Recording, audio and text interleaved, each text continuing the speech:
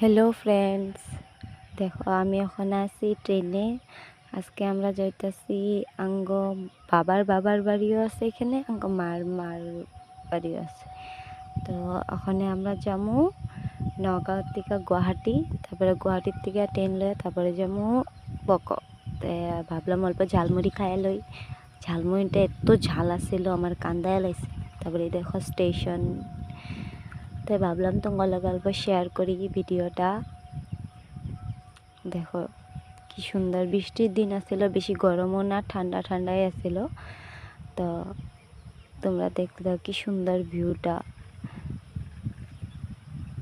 বহুত সুন্দর লাগতেছে।